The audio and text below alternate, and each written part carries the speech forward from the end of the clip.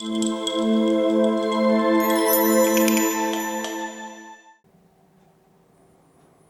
से 5 साल पहले पूरी दुनिया में कोरोना ने दस्तक दी थी। भारतवर्ष ने भी इसके दुष्प्रभाव को समझते हुए प्रधानमंत्री मोदी जी ने 24 मार्च 2020 को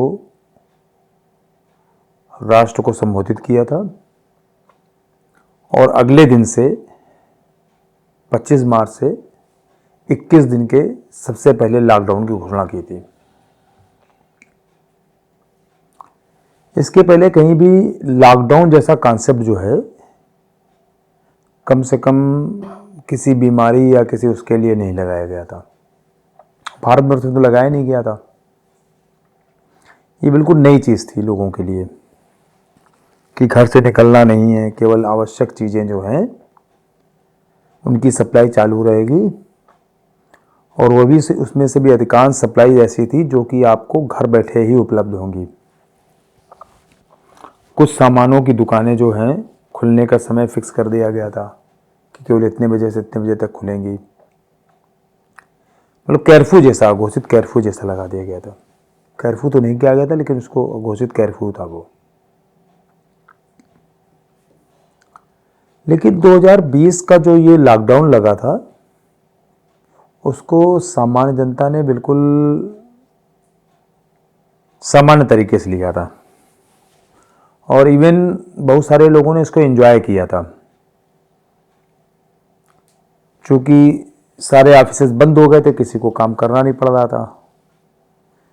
विशेषकर सरकारी ऑफिसेज में तो बिना काम किए लोगों को वेतन मिल रहा था। प्राइवेट में भी यही स्थिति थी।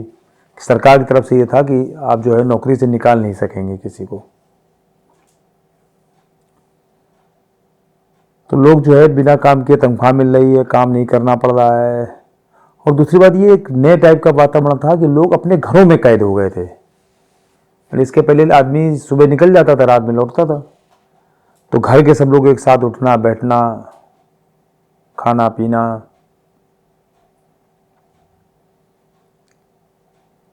ये बिल्कुल चालू हो गया था। बिल्कुल नए टाइप का बिल्कुल माहौल।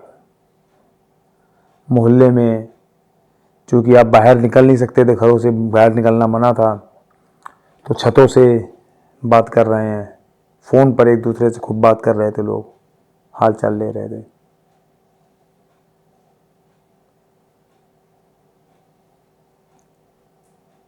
लेकिन हमें लगता है कि कोरोना पीरियड में 2-3 उसके रिपरकेशंस हुए, प्रभाव कहें, दुष्प्रभाव कहें, जो भी कहें। एक तरफ तो ये हुआ कि बहुत सारे संबंध बहुत मजबूत हुए, जो पर्सनल रिलेशंस थे, लोगों के पारिवारिक रिलेशंस थे, और बहुत सारे संबंध कोरोना की वजह से खत्म हो गए,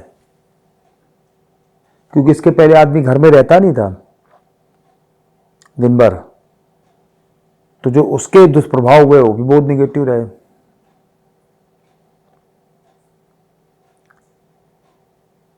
जो अगले साल का पीरियड था उस समय सरकार ने लॉकडाउन की घोषणा नहीं की, लेकिन अगले साल लगभग उसी पीरियड में जनहानि ठीक ठाक हुई। लगभग हर जगह, हर नाते रिश्तेदारी में, हर मोहल्ले में लोगों को सुनने को मिलता था कि आज ये डेथ हो गई, कल वो डेथ हो गई। ये चीज़ 2020 में नहीं थी। 2020 में लॉकडाउन लग गया था और मृत्यु नहीं हुई थी लोगों की। लेकिन 2021 में उसी पीरियड में अप्रैल मई वगैरह में बहुत डेथ हुई थी। लेकिन उसके पहले 19 जनवरी 2021 को, 16 जनवरी 2021 को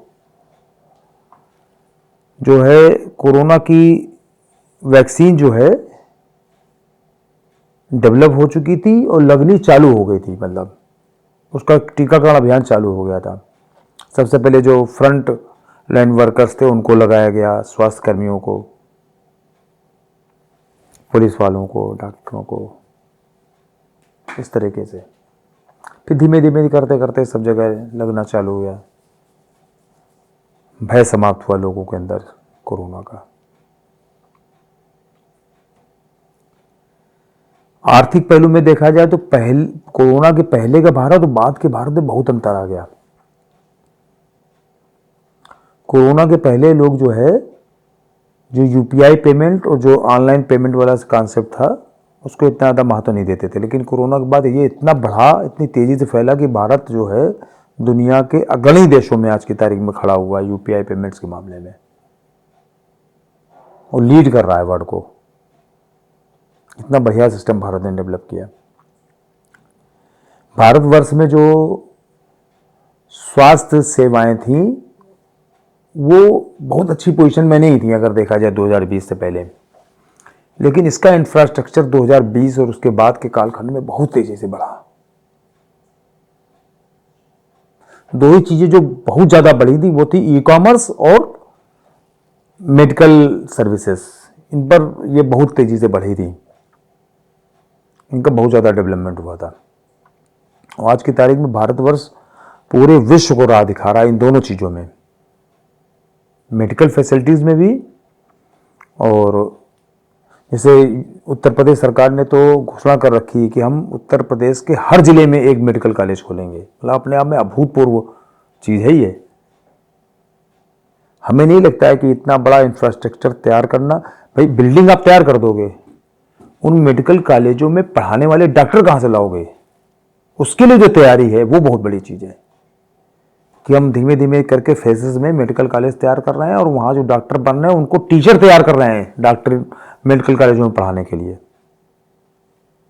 एक चीज और हुई कि जो कोरोना पीरियड में अधिकांश लोग जो अपने शहर को छोड़ के दूसरे शहरों में नौकरी करते थे, वो लोग जब प्रवासी जिनको कहा जाता था वो लोग अपने गांव में लौटे, अपने शहरों में लौटे। उनको लौटने में भी खैर बहुत दिक्कत हुई थी उस समय, बहुत से लोग पैदल चल के आए, तरह तरह की समस्याएं आई उस समय। तो वो लोग, उन लोगों ने सोचा कि हमको दोबारा जाना ना पड़े, मतलब दोबारा अगर स्थिति होगी तो हम क्या करेंगे, दोबारा उस शहर में जाके क्या कैसे करेंगे। तो लोगों ने स्वरोजगार चुना। मतलब आत्मनिर्भर भारत की परिकल्पना को जो पंख लगे हैं वो उसी पीरियड में लगे। आत्मनिर्भर भारत मतलब हम स्वयं अपने आप को आत्मनिर्भर बनाएंगे, हम किसी के नौकरी नहीं करेंगे। स्वरोजगार वाला जो कॉन्सेप्ट है ये बहुत तेजी से डेवलप हुआ। बहुत सारे लोग जो है रेडी पटरी वाले जो थे, जिनको कहा जाता है आजकल की तारीफ दुकानदार, इस तरह के बहुत डेवलप हुए। छोटे छोटे काम थे जो मतलब लेबर टाइप के लोग करते थे। इसी तरीके से और भी हर तरह के व्यक्ति जो है सोचने लगा चाहे हम 2 रोटी कम खाएंगे लेकिन अपने शहर में रहेंगे, अपने गांव में रहेंगे, अपने घर में रहेंगे। क्योंकि बाहर जाना और रहना तो वहां की कॉस्ट भी लगती है। जैसे बॉम्बे में मान लो हम नौकरी कर रहे तो वहां की कॉस्ट भी तो है रहने की, खाने की। तो आदमी सोचता था चलो वहां 20,000 मिल रहे थे, 10,000 वहां का खर्चा मान लें, 10,000 अगर यहाँ पर मिल जाएंगे तो भी हम कर लेंगे अपना काम, 10,000 भी कमा लेंगे। तो बहुत सारे छोटे छोटे रोजगार पैदा हुए। लोगों के अंदर स्वच्छता के प्रति बहुत जागरूकता आई, साफ सफाई रखने की जागरूकता आई। इसके पहले आदमी बहुत ज़्यादा ध्यान नहीं देता था इन सब चीज़ों पर। बहुत समय तक तो लोगों ने हाथ मिलाना ये सब चीज़ें बंद कर रखी थी, अब फिर से धीमे धीमे चालू हो गई हैं। क्योंकि भारतवर्ष की प्रकृति ऐसी है कि बहुत ज़्यादा दिनों तक ये जो है अवसाद में रहता नहीं है, हर चीज़ से उबर जाता है। और इसकी जिजीविषा ऐसी है भारत की कि हर संकट से लड़के ये आगे खड़ा होता है और फिर से चल पड़ता है।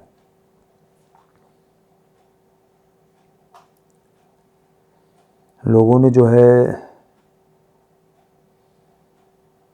ऐसे ऐसे काम सोच लिए, बना लिए कि अगर वो आज सोचने के लिए कह दिया जाए, उससे पहले सोचने के लिए कह दिया तो आदमी सपने में नहीं सोचता, छोड़ता कहाँ यहाँ चक्कर में पड़े हुए हैं। लोगों ने सोच डाले और कर डाले।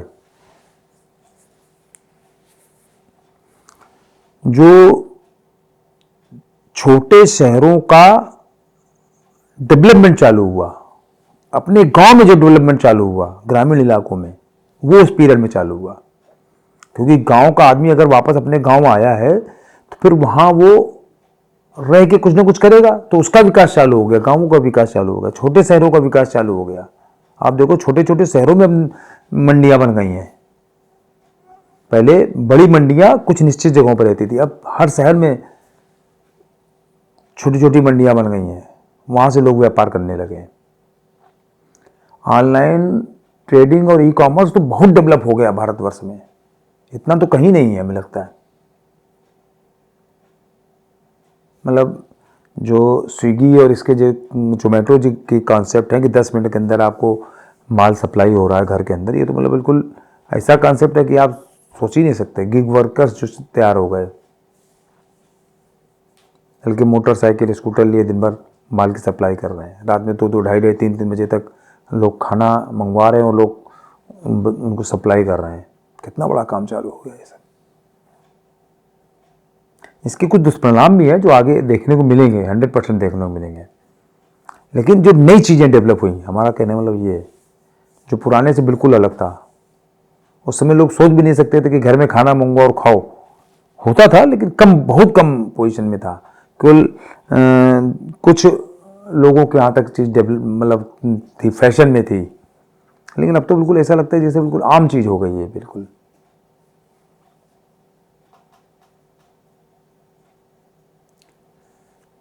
तो अगर पहले और बात के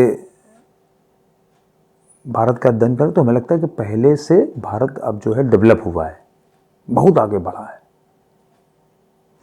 और हमें लगता है कि इस कारण से भी भारत की अर्थव्यवस्था बढ़ी और पूरी दुनिया में उसको एक आगे एज मिली है दूसरे देशों की तुलना में। क्योंकि भारतवर्ष ने कोरोना पीरियड में बहुत सारे देशों को सहयोग किया, वैक्सीनेशन में सहयोग किया, सप्लाई चेन में सहयोग किया, इवन वहां से इंपोर्ट करके सहयोग किया कि हम तुम्हारे यहां से इंपोर्ट करते रहेंगे लगातार, आप चिंता न करो। वहां की इकोनॉमी को सपोर्ट किया। जो इस तरह के काम थे मतलब कोई दूसरा नहीं कर सकता है। बड़े बड़े देशों ने मतलब हाथ पर खड़े कर दिए थे, अरे छोड़ो भैया तुम अपना संभालो, अपना संभालेंगे। अमेरिका और ब्रिटेन ये सब मतलब केवल कहने के लिए आर्थिक रूप से इतने बड़े हैं, लेकिन एक वैक्सीन का वेल तक जो है इन्होंने दुनिया में कहीं डोनेट नहीं किया होगा। भारतवर्ष ने जाने कितने देशों को फ्री में वैक्सीनेशन करवा दिया।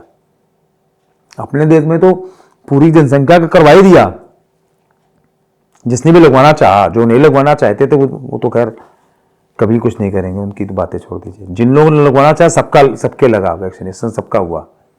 दुनिया के इतिहास में इस तरह की कोई भी योजना आज तक कभी नहीं हो पाई है। इतना बड़ा वैक्सीनेशन स्कीम कभी नहीं हो पाई है, वो भी फ्री ऑफ कास्ट, एक पैसे नहीं लिए गए किसी से, और हर चीज़ का रिकॉर्ड बाकायदे। इधर वैक्सीनेशन लगा, इधर आपके पास उसका सर्टिफिकेट आ गया कि इनको वैक्सीनेशन हो गया इनका। यूनिक चीज़ बिल्कुल। अमेरिका जैसे डेवलप्ड कंट्रीज जो हैं, जो कहे जाते हैं टेक्नोलॉजिकली इतना डेवलप्ड है, वो लोग भी ये नहीं कर पाए। टेक्नोलॉजी मांगते रह गए भारत से, और किसी को उन्होंने डोनेशन तक नहीं दिया कि लाओ एक वैक्सीन हम डोनेट कर दें दुनिया में किसी दूसरे देश को। भारत ने डोनेट कर दी जाने कितने देशों को। वो सारे देश आज की तारीख में भारतवर्ष के बहुत कृतज्ञ हैं। तो भारतवर्ष ने बहुत लीड ली है इस मामले में।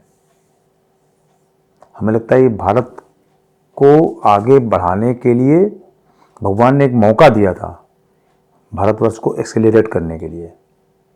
जैसे कुछ चीज़ें होती है ना कि अपने आप हो जाती है, प्रकृति करवाती है, वैसे ही हमें लगता है प्रकृति ने मौका दिया था भारतवर्ष को आगे बढ़ने के लिए और विश्व गुरु बनाने की दिशा में एक कदम देने के लिए। अगर मोदी जैसा नेतृत्व ना होता, अगर इस समय किसी जो पहले जो है चोर टाइप की जो सरकारें हुआ करती थी कि जो हर चीज़ में चवन्नी निकाला करती थी, तो उसकी भी चीज़ाल इधर कर देते। लेकिन मोदी जैसा नेतृत्व था, उसने इस मौके का फ़ायदा उठाया और विश्व में भारतवर्ष का नाम, मान, सम्मान और प्रगति करके दिखाई।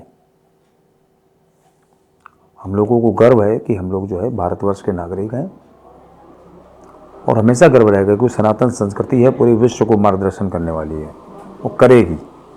हम लोगों की जिम्मेदारी भी है, भारत की ही जिम्मेदारी, बाकी कोई जिम्मेदारी को ले भी नहीं पाएगा। हम लोगों की जिम्मेदारी, और हम लोग अपनी इस जिम्मेदारी को पूरा करेंगे, पूरा विश्वास है हमें।